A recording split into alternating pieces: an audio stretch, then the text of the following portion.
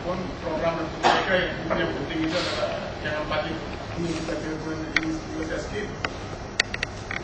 Ini juga saya skip, tapi yang paling penting itu adalah secara global kemunduran dari Papua itu lebih banyak pada bagaimana mengamankan hutan. Sebenarnya rata-rata mengapa gubernur yang dulu mengatakan keep Papua 70% green. Nanti kita bisa selesainya kenapa. Nah, ini sedikit perbandingan saja tentang kekayaan kita di Papua. Di satu pihak Papua sangat tergantung dari sumber alam, baik GDP-nya, tapi juga masyarakat 73% tergantung dari alam. Jadi selain memang hutan penting, tapi juga kita tergantung dari sumber daya alam. Nah, karena itu sangat penting untuk kita perhatikan.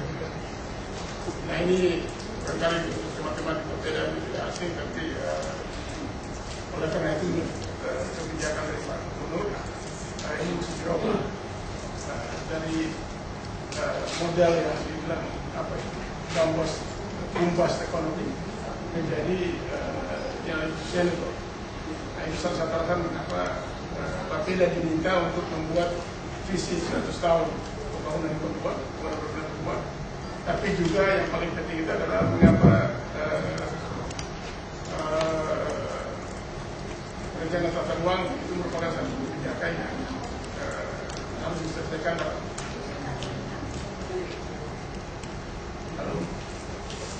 harus diselesaikan dalam tahun kemarin.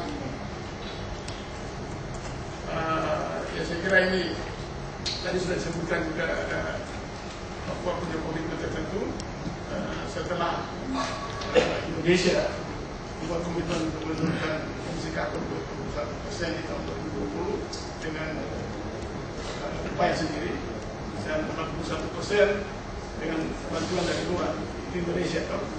Nah, Papua mencoba untuk merealisasikan itu dengan beberapa komitmen ini. Satu itu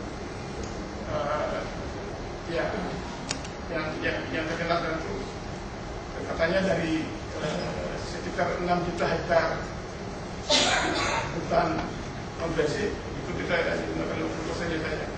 Nah, tapi kemudian dikurangi lagi menjadi hanya 1 juta hektar saja yang kita bisa izinkan untuk konversi dari hutan konversi yang lainnya. Jadi ini kira-kira komitmennya. Nah, lalu juga untuk strateginya dalam rangka mencapai komitmen itu ada 4 strategi pertama. Yang pertama itu harus menjawab kembali model pembangunan tadi beliau bilang dari bombast economic development model ke sustainable, salah satu. Yang kedua itu adalah instrumen perencanaan harus global. Nah, salah satu instrumen perencanaan itu adalah tata ruang. Nah, sehingga Papua berupaya untuk membuat satu rencana tata ruang wilayah provinsi yang sebenarnya sudah sampai ke tinggal pengesahan dari perdasinya.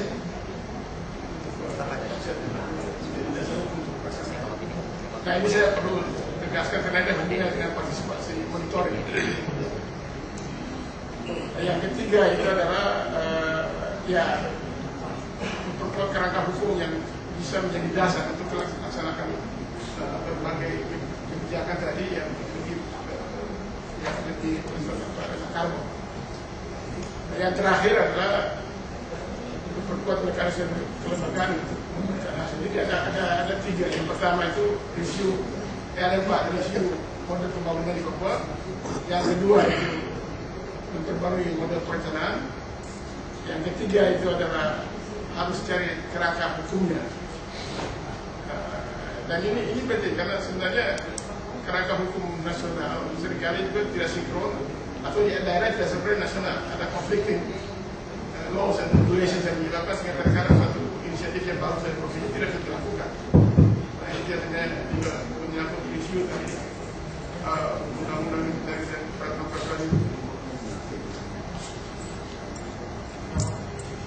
nantikan.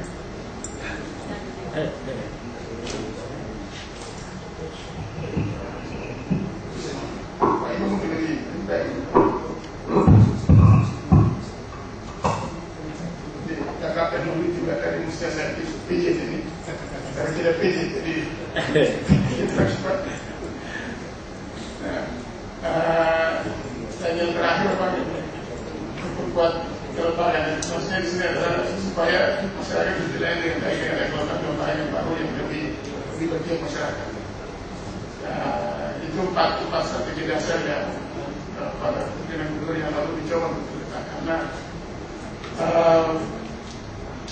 untuk mencoba untuk mendorong itu tercapai, terbentuklah yang disebut apa itu task force itu, satuan tugas untuk pembangunan data komunikasi dengan beberapa tugas, yaitu dibentuk dengan SK Gubernur.